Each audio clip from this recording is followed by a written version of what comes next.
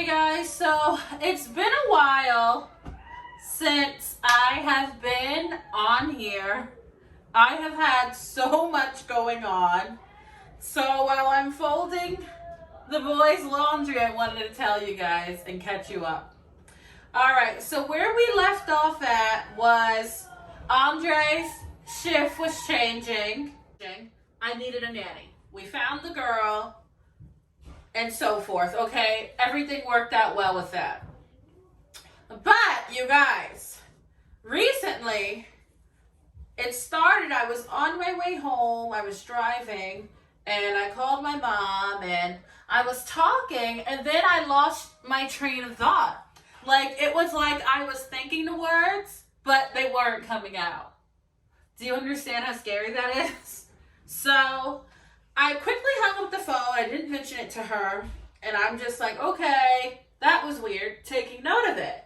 So then shortly after, I'm still driving, you guys, which was even scarier. But shortly after I hung up the phone with her, I started all in my left side of my face getting these pins and needles feeling. So, and then it was going numb. So I'm just like worrying and panicking. So I called Andre and I'm like, I think I'm going to the hospital. I'm on my way home, but I think I'm going to the hospital. He's like, what's going on? And I'm like, I don't know. I think I'm having a stroke. You know, it was so scary. So it takes a lot for me to go to the hospital. Like, I can feel horrible and I won't go to the doctor. So I think that was kind of alarming to him when I brought these, things to him and was telling him what was happening to me. And so he's like, go to the hospital. So me, like I said, I really don't like going to the hospital or the doctor, period. I was like, well, let me see. Maybe this will go away. And so it kind of did let up some. And so I was getting close to home, but then it came back, the pins and needles, the tingling, the numbness, and then it spread towards my face. Half of it was numb, so all on the left side, my mouth, even when I was talking to him, it started getting numb. And then it spread to my left leg and my left arm. So then that's when I was like, I'm going to the ER. So I went to the ER, and the hospital I went to, it's one of the best hospitals in New Jersey, but you guys, it was like a zoo there, okay? It was a zoo. There was a line from like the security desk where the registration is, and then someone came up to me while I was standing on line because I guess they could see like I was looking kind of upset, and so they're like, what brings you in today? And so there, I'm still a little bit confused. That's what they told me. And so I'm just like, I don't know what's going on with me. And I'm like, I have numbness in my face. They're like, it's there now. And then I had my face mask on. So then they're like, take off the mask. And then she's like, smile for me. So I guess she was looking to see if I had drooping in my face, which they said they didn't see that, thank God. But I don't know how Andre's jeans wind up in here. But anyway, they rushed me automatically. Like, they rushed me to the line in the front, and then they put me in a wheelchair. They were very, very quick on it. That's what I can say. Even though the place was a zoo, the lobby, the waiting room was full, but they rushed me back. And then a resident saw me, the resident doctor, then the regular doctor, they're coming in front of me, and then they had nurses. It was like a team of 8 people all around me. And I got really, really nervous then, and they're like, smile for me, let me see your face, take off your mask. And then they're like, lift up your arms, and they're like, all right, hold my hands, push my hands down. What's today? They're like, what's the date? How old are you? What's your name? And I'm like, I'm okay. I know these questions. I just don't know what's going on. And so then with all the chaos and with how I was feeling, I just started crying hysterically. I'm like, I don't know what's going on with me. And so they're like, you have to calm down. So anyway, they're like, you're not having a stroke. They told me right then and there. They're like, we don't think you're having a stroke. It's like you're having some type of migraine. And so they took me to the back, and even with it, it was a zoo. They had beds in the hallway with a curtain covering it. And so, like, my anxiety was at an all-time high because of just the symptoms I was having. And, like, you have COVID going on. It's coming back like crazy all over U.S. I mean, we're over 1,000 cases again today in New Jersey. So, I mean, I'm getting very, very nervous. You know, I'm in a hospital. There's, like, curtains separating me from people. It's a zoo there.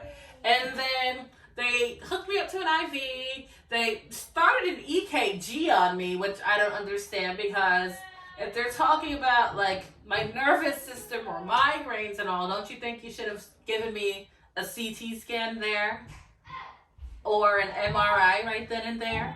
But they hooked me up to an EKG, and I'm like, what do you think I'm having, a heart attack? But they're like, oh, we just want to hook it up and see what's going on.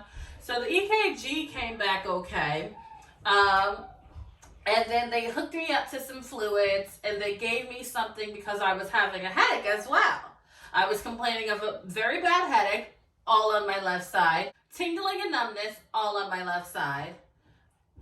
Tingling and numbness in my arm and my leg, all on the left side. So, anyway, long story short, they hooked me up to fluids. At that point in time, I was there about an hour or so, and I was just getting very anxious. My headache let up. The tingling kind of was letting up as well. So at that point in time, after being on the fluids, and they were almost basically done with that, I was like, I want to leave. I want to leave. Because they're not talking about doing any scans and things on me. So I'm like, just let me go. And so then they're like, I mean, yeah, you would have to follow up with a neurologist as long as you're feeling better. Definitely call a neurologist. We're going to give you a recommendation for a neurologist. So they also told me to follow up with my general practitioner or your primary doctor. So I did that as well. So then the next day, I called the neurologist. She asked me to come to a different hospital, which she was affiliated with. And so I went to her at that hospital. As soon as I went there, you guys, they did everything that the hospital didn't do for me the other day. They took blood from me, like 5 vials of blood. They took a CT scan. Okay, so they did that. And then, you guys, what was very nerve-wracking is when they did the CT scan, and then that came back and they said, we want to do an MRI because we see something on the CT scan and we just want to do an MRI. So once they did that, you guys, that's when they determined that it seems like I'm suffering from hemiplegic migraines. And hemiplegic, I didn't even hear this word before, okay? But, you know, you hear a paraplegic where you're, like, completely paralyzed. Hemiplegic, so hemi, that means two. I think it means two, right? But hemi, it's like, it's affecting one side of your body. So hemiplegic migraine, you have symptoms very similar to strokes, which is very scary. Because it's like, how do I know if it's a stroke or a migraine? You get what I'm saying, you guys?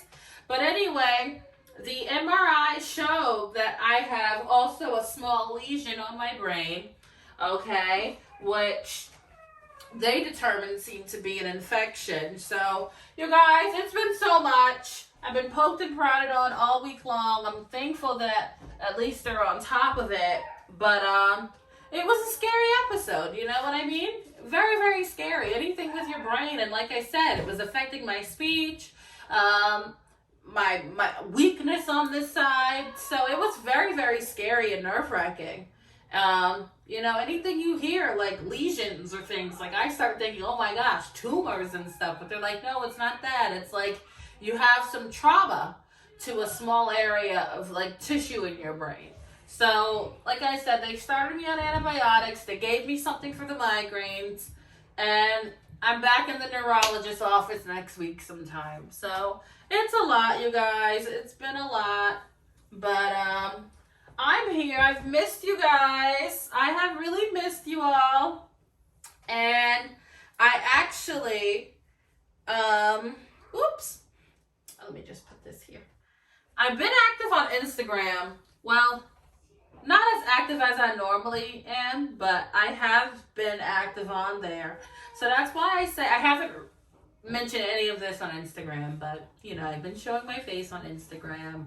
Like I said, I've been poked and prodded on all week. I'm just coming back today from a play date with a girlfriend of mine and her daughter.